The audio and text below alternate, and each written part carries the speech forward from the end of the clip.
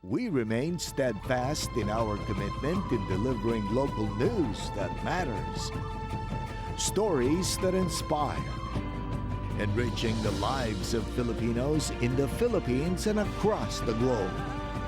This is your GMA Regional TV. Buong puso para sa Pilipino. Ito ang inyong Regional TV News. Magandang araw! Ito ang inyong Regional TV News. Hatid namin ang mga pinakamalaki at pinakahuling balita. Mula sa Mindanao, ako po si Sara Hilomen Velasco. Mula rito sa Visayas, ako po si Cecil Kibod Castro. At mula naman dito sa Luzon, ako po si Chris Zuniga. Mga labi ng pinaslang na radio broadcasters sa Calamba, Misamis Occidental, inilibing na. Reward money na mahigit 3 million pesos inilaan ng Misamis Occidental Provincial Government para sa makapagtuturo sa ikadarakip ng mga sospek. Yan ang tinutukan ni James Paulo Yap ng GMA Regional TV 1 Mindanao. Inilibing na kahapon ang mga labi ng pinaslang na radio broadcaster na si Juan Humalon o mas kilala sa tawag na DJ Johnny Walker sa Calamba, Misamis Occidental. Inihatid ng misis na si Jeribel Humalon, 2 anak at mga kaibigan, ang labi ng yumaong broadcaster sa North Zamboanga Gardens sa Polanco, Zamboanga del Norte. Samantala, miyembro daw ng Gun for Hire ang pumatay kay Humalon base sa latest update sa investigasyon ng kapulisan. Sa among monitoring, sa among intelligence na mo, area nila sa Pangdalaga, Concepcion, Maliangaw, Calamba ug Plaridel kining mga grupo ha. So, gun for hire. Gun for hire siya. Gun for hire. May inilaan naman na reward money na 3.5 million pesos ang Misamis Occidental Provincial Government para sa makapagbibigay ng impormasyon sa ikadarakip ng mga sospek. Kinsay maka-witness, makatudlo, makatabang katong civilian nga maka-witness, 500,000 sa asto sa bisag kinsa bisag civilian makadakop. Matatandaan na November 5 ng pagbabarilin ng isang gunman si Humalon sa FM station sa bahay nito sa Calamba, Misamis Occidental habang naka-livestream sa kanyang programa. Agad tumakas ang sospek kasama ang 2 pa nitong kasamahan. Mula sa GMA Regional TV 1 Mindanao, James Paulo Yap, nagbabalita para sa GMA Integrated News. Isinilalim sa state of calamity ang bayan ng Pola sa Oriental Mindoro dahil sa mga naitalang kaso ng ASF. 4 na barangay sa bayan ang pinaka-apektado. Tutukan sa report ni Paul Hernandez ng GMA Regional TV, Balitang Southern Tagalog. Sunod ng oil spill crisis na tumama sa Pola Oriental Mindoro, panibagong dagok ang kinakaharap ngayon ng bayan dahil naman sa pagpasok ng African Swine Fever o ASF doon. Nangamamatay na raw ang mga alagang baboy ng ilang backyard hog raisers kaya't idineklara na ang state of calamity. Nasa 5 hanggang 6,000 ang bilang ng mga inaalagaang baboy sa bayan. The whole town na kasi paglabas at pagpasok ng baboy ay bawal na. So the whole Pola, hindi makakalabas, hindi rin makakapasok, hindi makakanegosyo. Ibig sabihin, kawawa yung mga nag-aalaga ng baboy kung hindi naman natin sila isasama. Pinaka-apektado ng ASF ang 4 na lowland barangay na Biga, Pula, Campamento at Malibago. Nitong linggo lang daw na iulat ang unang kaso ng ASF sa kanila. Isinasagawa na ang kaling o pagpatay sa mga apektado ng sakit. Nag-start na may namatay sa Malibago Tapos hanggang nalaman nila, ibang barangay pala namamatayan na rin. Hindi rin sila nagpapakain ng kaning baboy. Biglang yung sa kanila namamatay na lang din yung baboy nila, tumutumba na lang. Nagulantang ang LGU sa bilis ng pagkalat ng virus, kaya't umaapela sila sa national government na matulungan ang mga magbababoy sa kanilang bayan. Pilay na rin umano ang supply ng meat products sa bayan. Bawal kaming magpakatay. Kung meron na hindi affected yung barangay, kailangan i-test muna namin yung dugo. Tinitest muna namin. Hinihintay pa ng LGU yung official report ng kabuang bilang ng mga namatay na baboy dahil sa ASF. Nasa 8 bayan sa Oriental Mindoro ang nasa ilalim ng state of calamity dahil sa ASF. Kabilang na rito ang mga bayan ng Rojas kung saan naitala ang unang kaso ng ASF. Bansud, Mansalay, Bulalakaw, Pinamalayan, Bungabong, Nauhan at Pola. Pinaigting na rin ang checkpoint sa lahat ng mga bayan sa lalawigan. Mula sa GMA Regional TV, Balitang Southern Tagalog, Paul Hernandez nagbabalita para sa GMA Integrated News. BFAR nagbabala sa publiko na iwasan ang pagkain ng shellfish sa ilang lugar sa Visayas at Mindanao dahil sa red tide. Ayon sa Bureau of Fisheries and Aquatic Resources o BFAR, nakitaan ng paralytic shellfish poison o toxic red tide ang mga shellfish sa ilang baybayin ng Visayas at Mindanao. Apektado ng red tide ang Sapian Bay o sa mga lugar ng Ibisan at Sapian sa Capiz, Mambukyao at Kamansi at Bataan sa Aklan. Baybayin ng Panay, Pilar, President Roxas at Roxas City sa Capiz. Baybayin ng Gigantes Island sa Carles, Iloilo. Baybayin ng Dawis at Tagbilaran City sa Bohol. Dumanquillas Bay sa Zamboanga del Sur, Lianga Bay sa Surigao del Sur at baybayin ng San Benito sa Surigao del Norte. Ayon sa BFAR, lahat ng uri ng shellfish sa mga nasabing lugar ay hindi ligtas kainin. Pasintabi po sa maselang kwento, patay ang 1 taong gulang na batang lalaki habang sugatan ang 8 taong gulang niyang kapatid matapos ang hostage taking sa sitio Sagingan, Barangay Concepcion West, Zaragoza, Nueva Ecija. Ayon sa PNP, biglang pinasok ng suspect na si Julio Cesar Ton, 38 anyos, ang tinutuluyang bahay ng mga biktima saka hinostage ang magkapatid gamit ang kutsilyo. Umabot daw sa 5 oras ang negosasyon sa pagitan ng pulis at suspect. Pero nang makarinig sila ng iyak ng bata, napilitan na raw silang pumasok sa kwarto kung saan nabaril at napatay ang suspect ng rumesponding pulis. Habang wala ng buhay ang 1 taong gulang na si Prince matapos gilitan. Tumangging magpa-interview ang PNP pero hindi pa raw malinaw ang motibo sa krimen, lalo't dayo lang doon ang suspect na tubong abra. Labis naman ang hinagpis ng pamilya Rillan, lalo't birthday ng 1 taong gulang na si Prince nang mangyari ang krimen. Sugatan din ang 8 taong gulang na kapatid ni Prince na ginagamot pa sa ospital. Atin ang Pinas. Ito ang sigaw ng grupo ng mga mangingisda kasabay ng kanilang paglalagay ng giant buoy effigy sa dagat na bahagi ng barangay San Salvador, Masinloc, Zambales. Simbolo raw ito ng kanilang protesta laban sa umano'y agresibong pagkilos ng China sa West Philippine Sea. Naisiparating ng mga mangingisda ang kanilang pagpapahayag ng galit at gutom dahil sa umano'y patuloy na panggigipit ng China sa mga mangingisda sa Scarborough Shoal. Ang paglabas ng higanting boya na may nakasulat na Atin ang Pinas, tanda raw ng kanilang pag-angkin sa kanilang pinagkukuhanan ng kabuhayan. Tanging hiling ng mga mangingisda ang mapayapang paglalayag sa karagatan upang matiyak din ang kabuhayan para sa kanilang pamilya. Nakikiisa po tayo sa mapayapang pagkondina sa ginagawang pangharas ng pamahalaan ng China sa ating mga mangingisda. Sa katunayan po, ang pamahalaang lokal ng Masinloc ay patuloy po yung pagbibigay ng ayuda sa ating mga mangingisdang naapektuhan. Bumaba ang produksyon ng patatas sa bansa dahil sa pagkasira ng mga taniman bunsod ng pag-ulan ayon sa Sinag. Kaya presyo ng patatas sa ilang pamilihan naglalaro sa 80 to 200 pesos per kilo. Narito ang report ni Russell Simorio ng GMA Regional TV 1 North Central, Luzon. Sunod-sunod ang pagdating ng supply ng highland vegetables sa mga pamilihan sa Dagupan City. Maliban sa patatas, nakakaunti ang produksyon, kaya nagkukulang ang supply nito sa merkado. Ayon yan sa Samahang Industriya ng Agrikultura sa monitoring ng Sinag. Bumaba ang supply ng patatas matapos masira ang ilang taniman dahil sa mga pag-ulan. Una raw itong nasira noong Mayo at sa pangalawang pagkakataon noong Agosto. Ang kulang sa vegetable is yung root crop na patatas. So far, the rest normalized na yung production natin. Konting short sa patatas, yeah. Inaangkat ng mga tindera sa Malimgas Public Market ang supply ng patatas sa mga bagsakan market. Hirap po kumuha kapag po nahuli ka sa pag kukunti po yung dumating na patatas, talaga mahirapan ka po. Saan po sir, maaga silang pumupunta lang Ordaneta para pag may dumating na biyahe galing sa Baguio, yun, makakakuha sila agad. Naglalaro sa 80 hanggang 200 pesos ang kada kilo ng patatas sa pamilihan. Depende sa laki, lingguhan ang paggalaw sa presyo ng patatas. Maraming hindi nagbiyahe dahil mataas ang gulay. Kaya tumigil sila.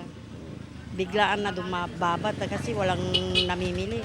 Ayon sa Sinag, posibleng sa Disyembre o unang quarter ng 2024, babalik sa normal ang supply ng patatas sa merkado. Mula sa GMA Regional TV 1 North Central Luzon, Russell Simorio nagbabalita para sa GMA Integrated News.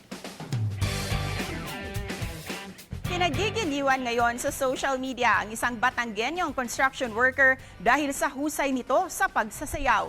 Kilalanin natin siya sa report ni Paul Hernandez ng GMA Regional TV, Balitang Southern Tagalog. Sa kada pitik ng galaw, talagang hataw. At ang dance moves sunod sa uso. Ang naghahatid ng good vibes na yan ang 42 years old na construction worker na si Kenneth ng Batangas City. Instant dance studio ang mga construction sites sa mga performance level niyang sayaw. Ako po'y nag-enjoy po pag ako'y nagtitiktok. Tsaka po pag ako'y sumasayaw.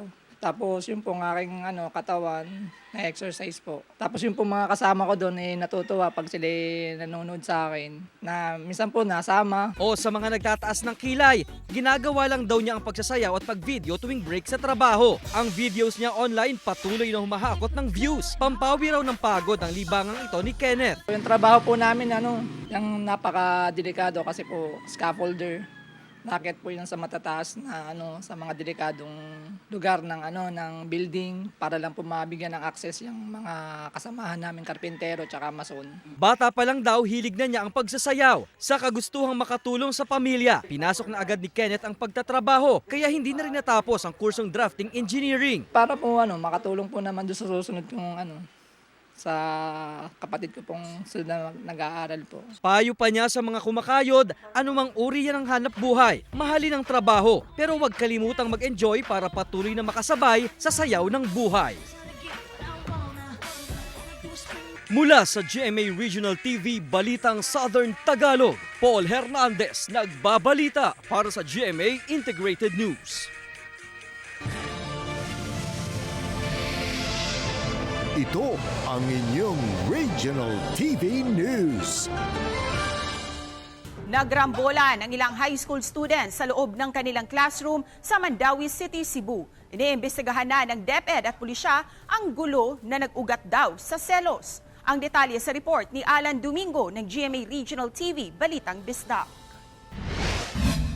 Sa video makikita ang pananakit sa isang lalaking estudyante sa babaeng estudyante sa loob ng classroom sa Mandawi City, Cebu. Iniuntok na lalaki ang babae sa blackboard at napaupo ang babae. Dito na umalma ang isa pang lalaking kaklase at sinugod ang lalaking nanakit sa babae. Nauwi ito sa suntukan. Nangyari ang insidente noong Lunes, November 6. Nagkataon na wala raw ang guro ng kanilang first class dahil naka-emergency leave. Agad na nag-imbestiga ang paaralan at ipinatawag ang mga sangkot na estudyante at kanilang mga magulang. Ipatawag dayon na sila both parties including their parents. Nya try na mag-settle although wala sila dungan nagpanhi kay maglikay san may basik ang mga parents na say magkagubot. Ayon sa ama ng 17 anyos na babaeng estudyante, dating nobyo ng kanyang anak, ang 19 anyos na lalaking nanakit dahil nagsiselos pa rin umano. Hindi raw ito ang unang beses na sinaktan ang kanyang anak. Desidido ang ama na magsampa ng kaso. Isip man ako yung pagpailang yung kaso. Mo po na gusto si mong anak? Oo. Sir, diyan mo nakita ang video ba? Saan mong gibati, sir? Sakit sir eh. Sakit ka sir. Kaya umagay ko pa siya na noon. Nag-iimbestiga na rin ang DepEd 7 at Mandawi City Police Office sa nangyari. DepEd is more of a corrective, being the basic education, no? Corrective rather than we condemn people or right away ato day nang ingnon nga kana di man. We have to know also unsay root cause so that ato nang ipatawag sa guidance counselor. Nakikalayon ng ato ang WCPD sa Police Station 3 sa school authorities para sugdanan na ang formal investigation. Nang puntahan ng Balitang Bisdak ang bahay ng lalaking nanakit sa babae, wala raw ito roon. Giit ng school head, isolated case ang insidente. Nananawagan siya na huwag nang ikalat pa sa social media ang videong nakuha. Mula sa GMA Regional TV Balitang Bisdak, Alan Domingo nagbabalita para sa GMA Integrated News. Nagbibisikletang lalaki na umiwas sa basang kalsada, sugatan matapos aksidenteng sumabit sa truck sa Naga City, Camarines Sur. Samantala isang van naman ang aksidenteng bumangga sa poste ng telco sa Naga City. Nakaalerto si Chris Novelo ng GMA Regional TV Balitang Bicolandia. Sugatan ng isang siklista matapos maaksidente sa National Highway sa bahagi ng Barangay Mabolo, Naga City, Camarines Sur. Ayon sa report ng mga otoridad, iniwasan na nagbibisikletang lalaki ang nabasang kalsada. Pero aksidente itong sumabit sa nakasunod na truck hanggang sa nawalan ng balanse ang siklista. Nagtamo ng sugat sa katawan ng lalaki na agad namang itinakbo sa ospital. Nao siya duman sa inutan. Ako, nag-iwas na ako, nagbusin ako sa iya. Siya, nag-iwas sa tubig na dahil siya matipsikan na nakabike babaka. Halos matumba na ang posting ito ng isang telecommunication company sa Barangay Del Rosario, Naga City dahil sa lakas ng impact matapos bumangga rito ang isang van. Ayon sa sakay ng van, patungo sana sila sa Metro Manila mula sa Northern Samar na mangyari ang aksidente. Maswerte namang walang nasaktan sa naturang insidente. Self-accident siya. According po sa driver, may nagong siyang garo nagsabog duman sa may rarong sasakyan niya. Then outbalance siya. Nagpaalala naman ang mga otoridad sa mga motorista na mag-ingat at laging i-check ang sasakyan bago bumiyahe para maiwasan ang mga ganitong aksidente. Mula sa GMA Regional TV Balitang Bicolandia, Chris Novelo, nagbabalita para sa GMA Integrated News. Pinugutan na ng ulo, pinutulan pa ng mga paa. Yan ang nangyari sa isang alagang baka sa Barangay Gapo sa bayan ng Daraga, Albay. Ito ang sitwasyon na naabutan ni Albert Goyena, Huwebes ng umaga matapos nitong puntahan ang lugar kung saan niya itinali ang kanyang alagang baka. Wala namang ideya si Albert kung sino ang taong nasa likod nito. Kung ibebenta raw ng buo, aabot sana ito ng 25,000 pesos. Pero dahil sa nangyari, halos hindi na umabot sa 10,000 pesos ang pinagbentahan ni Albert sa natirang karne ng baka. Dahil dito, agad namang inalerto ng barangay officials ang lahat ng residenteng may alagang hayop na maging alerto. Ayon sa kapitan, dati nang may naitalang ganitong insidente sa kanilang lugar, pero matagal na panahon din ang lumipas bago ito muling nasundan. Bagamat hindi na ipinarating ng may-ari sa PNP ang nangyari, magsasagawa pa rin daw ng investigasyon ng kapulisan para mahuli ang taong responsable sa insidente. Kung sisay man siyang gumawa, siguro uminto na siya para hindi na matigil na yung mga ano. Kasi mahirap din mag-alaga ng hayop eh. So nag-aralaga kang mga baka, karabaw, ipagakod, saransan lang ang para da malapa, mataban. Ito ang inyong Regional TV News. Pagnanakaw sa isang truck na may kargang scrap metal habang naipit sa trapiko sa Lapu-Lapu City, Cebu, nakuhanan ng video. Makikita sa video na nakuhanan ng isang motorista ang aktual na pagnanakaw ng dalawang lalaki sa isang truck noong Biyernes ng tanghali. Isa sa ang sumampas sa truck habang isa naman ang nagsilbing lookout dahil hindi napansin ng truck driver at ng kanyang pahinante na dalawang beses pang nagpabalik-balik ang mga kawatan at umakyat sa truck. Napansin ng netizen na nakakuha ng video na ang isa sa mga sospek ay may bit-bit pang kutsilyo. Sa tulong ng video, agad na natukoy ng PNP ang pagkakakilala ng mga sospek at ilang oras lamang ay nahuli na ang mga ito. Considering na di-road ride ito nabuhat, nagag CCTV, nagag mga dashcam ang mga sakinan, tubig yung mga malituhan, tumatuhan naman akong direct ng station commander na kinalan na identified possible ma-arrest ng mga tawanan. Mga bangkay ng isang babae at isang lalaki natagpuan sa isang bakanting lote sa Alaminos, Laguna. Ang mga bangkay nakasilid sa sako at may tama ng bala ng baril sa ulo. Ang detalye sa report ni Paul Hernandez ng GMA Regional TV, Balitang Southern Tagalog. Nakasilid sa sako at nakatali ang mga kamay. Sa ganyang itsura, natagpuan ng isang residente ang bangkay ng babae at lalaki sa isang bakanteng lote sa Barangay San Miguel, Alaminos, Laguna nitong weekend. Nakamaong na shorts at blue na pang itaas ang lalaki habang nakapulang jacket naman ang babae. Sa pagsusuri, may parehong tama ng bala ng baril ang ulo ng mga biktima. Pwede pong salvage, pwedeng kasi ganun sa brutal yung ginawa nila hog-tied tapos sinako. Yun. Tingin ng mga otoridad, ginawa sa ibang lugar ang pagpatay sakalang itinapon ang mga labi sa Alaminos, Laguna. Pinabulaanan ng Alaminos Municipal Police Station ang mga napapaulat na mga Chinese national ang dalawang bangkay. Sa follow-up investigation, natukoy rin ang pagkakakilala ng mga ito dahil sa tattoo sa katawan. Kinilala ang lalaking si Edwin Sagala at babae na si Annabel Amplayo na parehong taga Lucena City. Parehong may previous na kaso ng illegal drugs based on sa revelation ng kapatid nitong lalaki.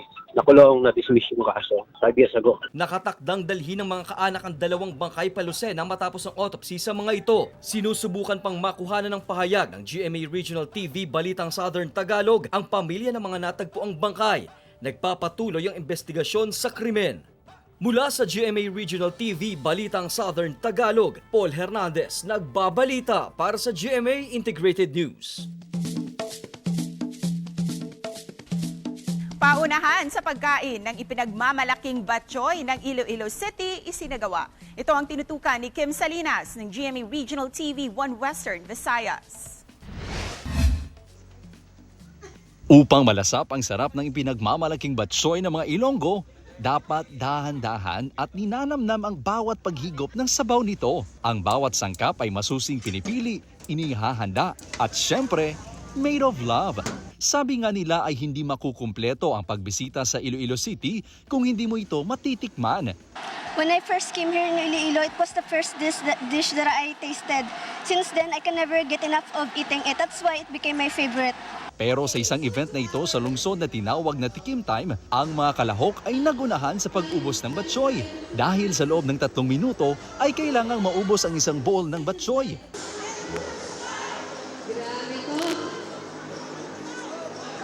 Dahil mahigpit ang labanan, binigyan pa ng dagdag na 2 minuto ang mga kalahok upang maubos ang isang bowl ng batchoy.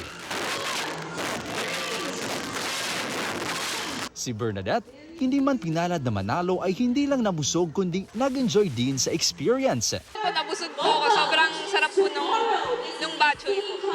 Ano yung pinakasarapan nito? Yung karne po mismo. Opo. Tapos yung pansit po. At ang itinanghal na panalo ay si Kenshi na nag-uwi ng 5,000 pesos na premyo. Noon pa man ay paborito na raw talaga ni Kenshi ng batchoy. At ang sikreto nito upang maubos ang isang mangkok na batchoy sa loob ng 4 minutes and 30 seconds. Hindi ito inutubig. Tapos sa baga, kasama noodles. Sige, manibot mo sa sabaw. Ang batchoy eating contest ay isa lang sa mga aktibidad kung saan ibinida ng mga MSME ang iba't ibang lokal na produkto na tatak Ilonggo. Yung gusto namin ilabas dito are the flavor, yung pagka being proud of your food, of your culture, so pagiging Ilonggo. Ang batchoy ay isa lang sa mga heritage cuisine na nais maipreserba ng Iloilo City na kamakailan lang ay kinilala ng UNESCO bilang Creative City of Gastronomy. Ito ang kauna-unahang lungsod sa bansa na binigyan ng nasabing pagkilala sa nasabing kategorya. Sa pagkilala ng UNESCO sa Iloilo City bilang Creative City of Gastronomy, napatunayan na basta pagkaing Ilonggo, siguradong namitgid. Mula sa GMA Regional TV 1 Western Visayas, Kim Salinas, nagbabalita para sa GMA Integrated News. Kultura at tradisyon ng San Carlos City sa Negros Occidental, tampok sa Pinta Flores Festival 2023. Kapuso stars Bubay, E.A. Guzman at Shaira Diaz naghatid saya sa mga Negrense at bisita. Tunghayan sa report ni Aileen Pedreso ng GMA Regional TV 1 Western Visayas. Makukulay na bulaklak, naglalakihang props at all-out performances na nagpapakita ng kultura at tradisyon. Ito ang paraan ng mga taga San Carlos City sa Negros Occidental upang ipakita kung paano nagsimula hanggang sa umunlad ang kanilang lungsod. Sa street dance and arena competition, 5 grupo ang nagtagisa ng galing at husay sa pagsasayaw base sa tema at estilo ng interpretasyon. Siyempre, hindi nagpahuli sa selebrasyon ng Kapuso stars na sina Bubay, Shira Diaz at E.A. Guzman. Pero bago dumiretso sa San Carlos City, nag-stop over muna sila sa City of Smiles sa Bacolod City para tikman ang masarap na chicken inasal. Food trip pa rin sila hanggang pagdating sa San Carlos City. Dito nila natikman for the first time ang sikat na habitsuelas o ang saucy pork and beans na ipinagmamalaki ng lungsod. Sa Kapuso Night, worth it ang paghihintay ng Kapuso fans dahil sa all-out ang performance ni Bubay sa kanyang sing and dance number. Tila naging umaga ang gabi ng mga Kapuso fans sa tila sunshine na dala ng unang hirit mainstay na si Shira Diaz. Hindi naman napigilan ng girls ang kilig at tilian nang lumabas na si E.A. Guzman.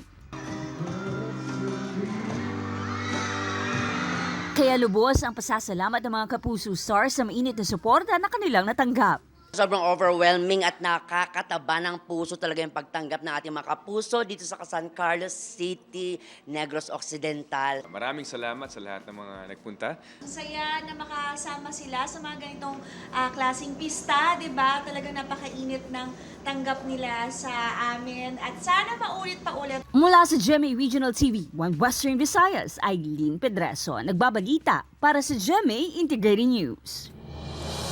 Nagpaalala ang Bureau of Fisheries and Aquatic Resources sa mga mangingisda sa pagsisimula ng closed fishing season sa Visayan Sea. Sa inilabas na advisory ng BFAR, mag-uumpisa ang closed fishing season sa Visayan Sea sa Miyerkules, November 15. Kaya pansamantalang ipinagbabawal ang panghuhuli at pagbebenta ng mga isdang herrings, mackerel at sardines upang maprotektahan at maparami ang mga ito. Sakop ng Visayan Sea ang mga dagat sa Northern Iloilo, Northern Negros, Northern Cebu at bahagi ng Capiz. Ang mga mahuhuling lalabag sa naturang kautusan ay maaaring makulong o pagmultahin. Siniguro naman ng BFAR na sapat ang supply ng iba pang uri ng isda habang ipinagbabawal ang panghuhuli ng mga naturang species. Mga Kapuso, 42 araw na lang, Pasko na!